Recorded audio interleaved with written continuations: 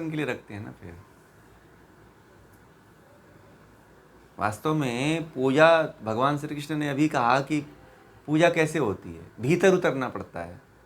जो व्यक्ति भीतर नहीं उतरेगा वह कैसे पूजा कर पाएगा। और जो बाहर बाहर अपने आप को दिखा रहा है वो थोड़ी जो है परमात्मा तक पहुंच पाएगा। वो तो दिखाने वाला ही केवल सो चलेगा। भीतर की गहराइयों में जो व्यक्ति नहीं उतरेगा वो तो दिखावा ही करेगा। और जो भीतर उतर चुका होता है वो कभी दिखावा नहीं करता है, समभाव में चलता है। वो समत्वम की भावना लेके चलता है वो जीवन में।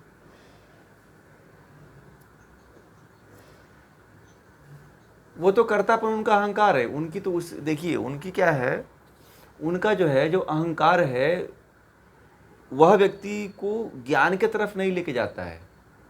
और वह व्यक्ति उसी स्तर पे बना रहता है और अपने आप को वहीं पे श्रेष्ठ समझता है। ठीक है, यदि आप उसके बारे में ज़्यादा बात करोगे तो कहेगा कि हमारे धर्म के बारे में, हमारी आस्था पे चोट पहुंचा रहे हैं। ठीक है, तो आप उनके बारे में कुछ मत कहिए, न उनके बारे में अच्छा कहिए न उनके बारे में बुरा कहिए।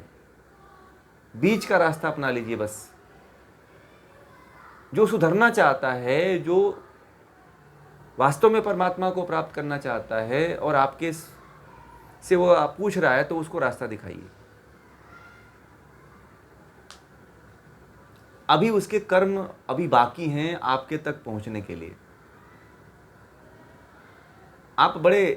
आपके ऊपर ईश्वर की बड़ी कृपा हुई है कि आप ये चीज़ इतने गहराइयों में सोच ले रहे हो।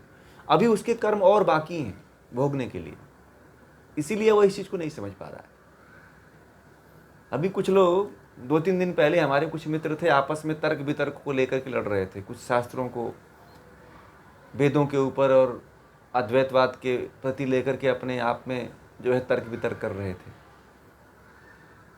तो एक त्रैतवाद को मानने वाले थे, एक अद्वैतवाद को मानने वाले थे। तो उसमें दोनों लोगों में आपस में तर्क वितर्क हो रहा था।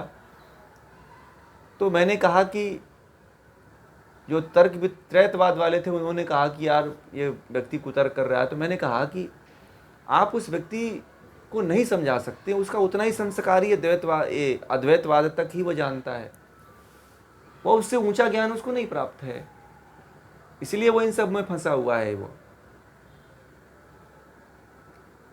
आप उसको चाहो कि मैं लेकर के आऊं तो नहीं आएगा, क्योंकि उसके कर्म हैं जो उसको बांध रहे हैं वहां पे। तो और वह भोगेगा, भोगने के बाद आप तक हो सकता है कि पहुंचे। ठीक है, तो जो पहुंच रहा है उसको पहुंचाइए।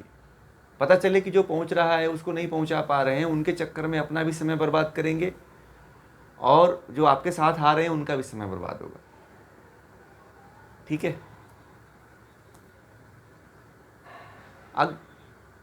तो जो मान लीजिए कि अज्ञानता है उसके पास, तो यदि रुचि रखे ना, यदि मान लीजिए आप अज्ञानी हो और पढ़ने की आप इच्छा रखते हो तो आपका अंधकार दूर हो जाएगा। परंतु आप अज्ञानी हो और आपके अंदर अहंकार ये है कि मैं ही श्रेष्ठ हूं, तो आपके अज्ञान को नहीं दूर किया जा सकता है। ठीक है, और आप अपने बुरे कामों को कह रहे हो कि ये अच्छा है और तुम्हारा काम बुरा है। आप शास्त्रों के ज्ञान को भी नहीं मान रहे हो, शास्त्रों के प्रमाण को भी नहीं मान रहे हो। अच्छा, तो फिर आपको कौन समझाएगा फिर? ठीक है, फिर तो अहंकार में वशीभूत रहेगा कि मैं ही श्रेष्ठ हूँ, मुझे ज़्यादा पता है, मैं ज़्यादा डिग्रियाँ हासिल किया हूँ। तो वो तो अपने अहंकार में चूर रहेगा वो। ठीक है, बड़ी बड़ी डिग्रियां प्राप्त कर लेने से कोई ज्ञानी थोड़ी बनता है। ज्ञानी उसको नहीं कहते हैं, वो तो रट्टा मार तोता है वो। ठीक है, आजकल के जो बड़े बड़े जो परीक्षाओं को जो पास करते हैं वो भी आजकल के रट्टा मार तोता ही हैं। ज्ञान बड़े कम हैं। मैं एक ऐसे आईएएस अधिकारी से मिला था जो आईएएस तो बन चुका था, परंतु उसके अंदर ज्ञान बड़े अल्प थे। ठीक है, बड़े अल्प थे, बहुत कम थे। उसके परिवार का जो माहौल था वो बड़ा निम्न कोटि का था। जो आप सोच नहीं सकते हो। मैं इसलिए ज़्यादा उनके बारे में नहीं बात कहूँगा, क्योंकि वो हमारी वीडियो को सुनते हैं, उनको लगेगा कि हमारे बारे में बुराई कर दी है।